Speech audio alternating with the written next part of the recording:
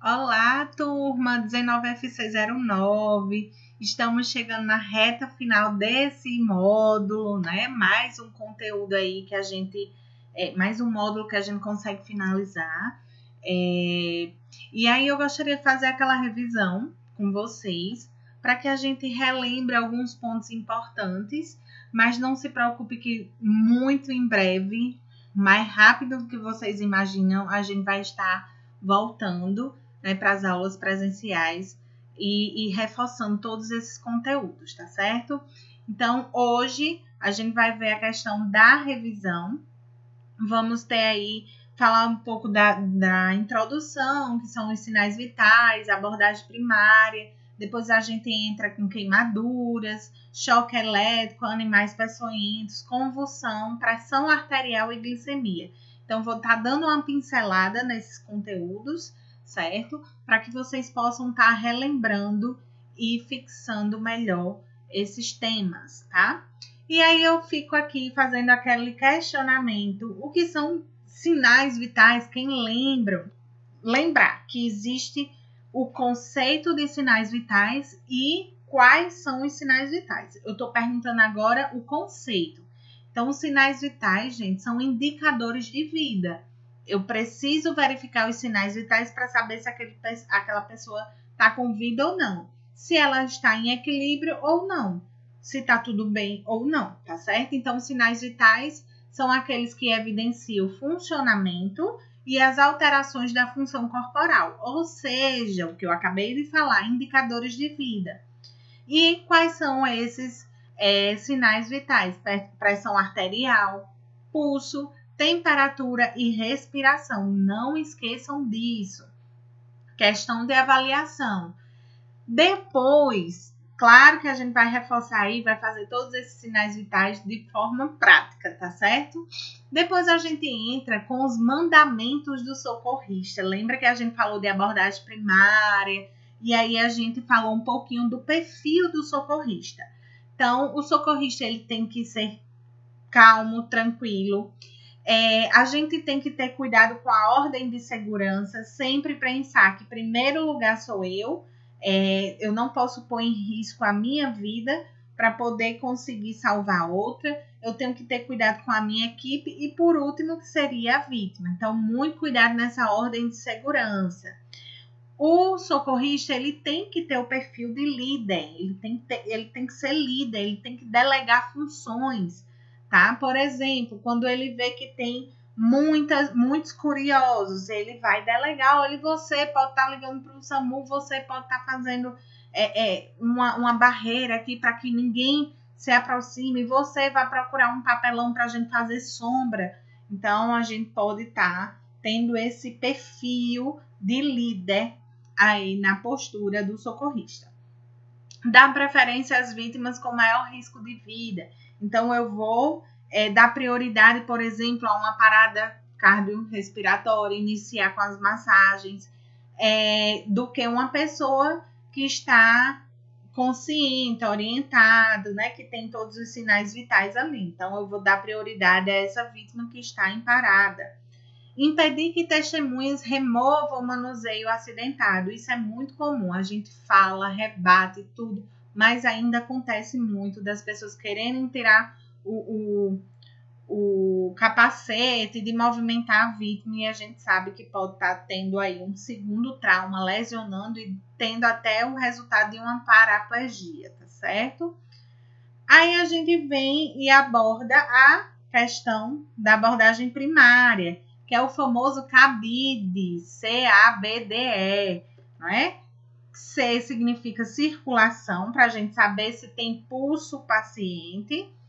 O A, controle cervical e vias aéreas, para estar disponibilizando a questão, viabilizando o ar. B, respiração. D, avaliação neurológica, que a gente vai fazer aquela escala de Glasgow, saber se ele tem movimento, se ele tem a fala, né? E exposição da vítima, saber a questão do ambiente, a questão dela estar exposta, se não tem nenhum ferimento aí exposto, tudo isso, tá certo? Choque elétrico. quando a gente fala em choque elétrico, a gente lembra que não podemos mexer na vítima em hipótese alguma. Primeiro, a gente tem que desligar a chave geral. Por quê? Porque ali está conduzindo corrente elétrica. Se eu pego na vítima, eu também vou sofrer esse choque. Então, primeira coisa que eu tenho que fazer num acidente por choque elétrico, desligar a chave geral. Ah, Priscila, mas foi na rua e eu não tenho como desligar a chave geral. Então, eu posso retirar aquele objeto que está causando choque nela, aquele fio condutor, com algum objeto que não seja condutor de corrente elétrica, que tem que ser isolante. Por exemplo, um cabo de madeira que não tem hipótese nenhuma, nem um ferro, algo de borracha, tá? Para estar isolando aquela corrente elétrica. Se o paciente teve uma parada cardiorrespiratória, cardiopulmonar, eu tenho que realizar o quê? Uma massagem cardíaca até voltar aos batimentos, tá certo? Se tiver alguma fratura exposta, algum ferimento aberto, eu tenho que conter aquele sangramento, certo? E imobilizar e levar a vítima para a assistência qualificada, certo? Depois, a gente abordou, gente, no nosso conteúdo, animais peçonhentos. Eu falei que animais peçonhentos são aqueles que possuem a peçonha, a presa. E naquela presa, ela vai inocular o veneno. Então, existe animal venenoso e existe animal peçonhento. O animal venenoso, ele possui a glândula que guarda o veneno. O animal peçonhento, ele possui uma peçonha que inocula, que guarda o veneno. Tá certo? E esse veneno só vai ser liberado se aquela presa for introduzida, né? E aí a gente falou um pouquinho da jararaca, da cascavel e da coral. Falamos que a jararaca, ela tem importantes efeitos locais, como dor, edema, hemorragia, tá certo? Então, uma característica muito forte, um efeito local muito forte é a dor, edema e hemorragia no local, tá certo? Já a cascavel e a coral não possuem essa característica forte de hemorragia no local. Manifestações hemorrágicas de forma sistêmica, só mesmo a jararaca, tá? Agora, quando a gente fala em neurotoxicidade, ou seja, que atinge a parte neurológica, a gente tem aí a cascavel e a coral, certo? Mioglobinúria, que é a presença da mioglobina na urina. Aí a gente fala de cascavel. Injúria renal aguda, tanto é a jararaca como é a cascavel, certo? E parada respiratória, apenas a coral, que ela vai paralisar o músculo diafragma, fazendo com que a pessoa venha ter, o paciente venha ter uma parada respiratória, certo? Desculpe. E quais são os primeiros socorros? Lavar com água e sabão, né? Eu posso elevar o membro se não tiver nenhuma lesão, né? Se ele não teve uma queda que causou alguma lesão. O ideal seria levar o animal e procurar assistência qualificada para poder fazer o soro, a administração do soro antiveneno, certo? Então, é muito importante para ter aqueles anticorpos para vir a ter uma melhora no quadro do paciente, tá certo? O que não fazer? Não cortar, chupar o veneno e jogar fora, não fazer torniquete, não jogar álcool, não jogar leite na pessoa, água, e nem colocar a mão em algum buraco para tentar buscar o animal, porque de repente você pode estar aí tendo outro acidente, né, por animais peçonhentos, tá certo? Convulsão e primeiro socorro, foi um assunto que a gente debateu muito, a convulsão, né? A gente teve aula ao vivo. E o que a gente observou? Que toda vida que tem um paciente vítima de convulsão, a gente deve tentar evitar a queda desamparada, para não ter uma lesão mais grave, afastar os objetos que possam machucá-las, né? Porque como ela fica se debatendo, é importante afastar algo que venha causar algum acidente. Proteger a cabeça da vítima, isso é muito importante. Afrouxar roupas que de repente possa estar sufocando. Lateralizar o rosto, tá certo? Importante para que essa vítima não broncoaspire, né? E venha ter aí um problema sério. Não conter movimentos. Muita gente fica tentando conter a vítima, isso não pode. Esperar aquela crise acabar, acalmar e quando esta voltar à consciência, né, analisar a vítima, só deixar ela se levantar quando estiver tudo bem e ter cuidado com a questão da privacidade. De repente pode ser uma vítima que esteja de saia, tudo, a gente ter essa atenção, esse cuidado, tá certo?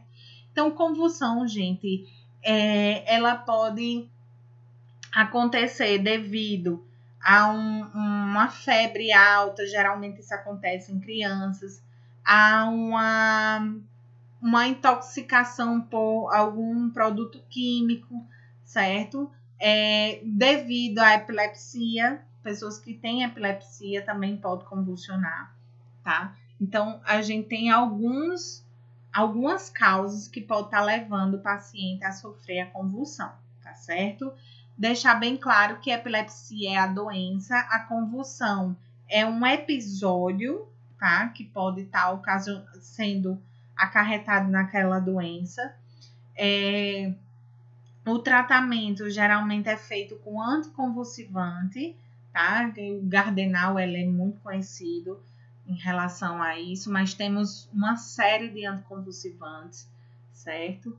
E a gente saber como cuidar de uma vítima que esteja passando por uma situação dessa, tá certo? Porque isso é muito importante. Aí a gente entra na parte de classificação das queimaduras. Ela pode ser por fontes térmicas, químicas e elétricas. Então, eu posso sofrer uma queimadura por fonte térmica, química e elétrica. E aí a gente classifica a profundidade em grau. Uma queimadura de primeiro grau, quais são as características, né? Ela vai ter aquele vermelhidão, a ardência no local, tá? E atinge a primeira camada da pele, que é a epiderme. A de segundo grau vai ter a presença da bolha, tá certo? E ela atinge a epiderme e a derme. E a de terceiro grau, ela pode atingir todas as camadas da pele, podendo chegar até os ossos. Porém, a pessoa vai ter pouca ou nenhuma dor, porque ela perde a sensibilidade. Os nervos sensíveis da dor, eles são queimados e aí acaba perdendo a sensibilidade.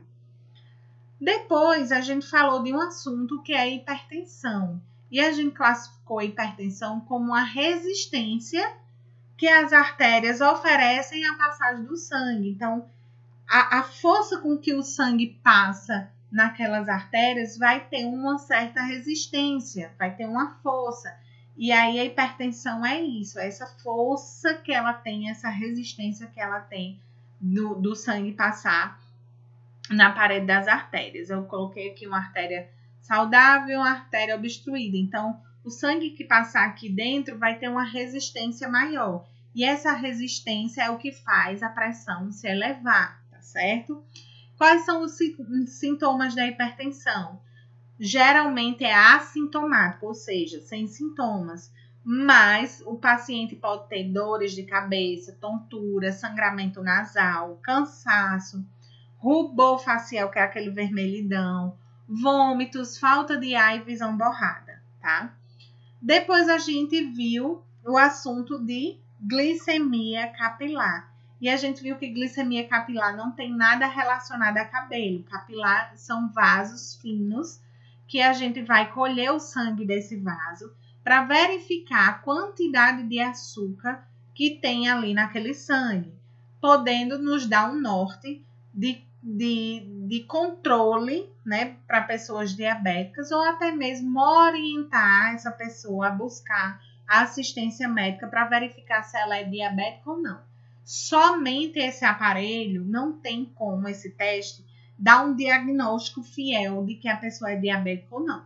Porque a pessoa pode ter ingerido uma dieta rica em açúcar ou carboidrato e apresentar essa taxa elevada, que a gente sabe que o máximo em jejum é 99 e após a alimentação o máximo é 139, tá certo? Então esse teste de glicemia capilar é uma forma de controlar a diabetes ou até mesmo dar uma orientada para a pessoa buscar uma assistência mais qualificada para saber se é diabético ou não, tá certo? Para finalizar, vai estar disponibilizado aí uma atividade para vocês. Eu trouxe aqui 2 perguntas, uma relacionada à questão de queimaduras, né, caracterizando a queimadura de 1º grau, 2º grau, e vocês vão observar a alternativa que está mais coerente, que está correta. E a segunda aqui eu coloquei a questão da ordem de segurança. Qual é a ordem de segurança? É primeiro equipe, é primeiro vítima, primeiro eu? Como é que fica organizada essa ordem de segurança? E aí vocês vão estar marcando a alternativa mais correta e enviando para a gente, para que a gente possa contabilizar a frequência de vocês, tá bom? Então, essa é a atividade. Próximo conteúdo online, provavelmente vai ser cosméticos ou pode ser que aconteça de ser desenvolvimento pessoal, tá certo? Eu finalizo com vocês por aqui, mas assim que voltar às aulas presenciais, eu vou estar fazendo a retomada de alguns conteúdos, principalmente a questão de primeiros socorros, tá certo? Em breve vou estar podendo ver vocês ao vivo, né? Não vejo a hora disso acontecer. Um beijo bem especial para cada um. E se a gente espalhar coisas boas por onde passar, a vida se encarrega de trazer outras melhores ainda. Então, essa é a mensagem final que eu deixo para vocês. Uma excelente semana e fiquem com Deus. Até mais, até o próximo conteúdo.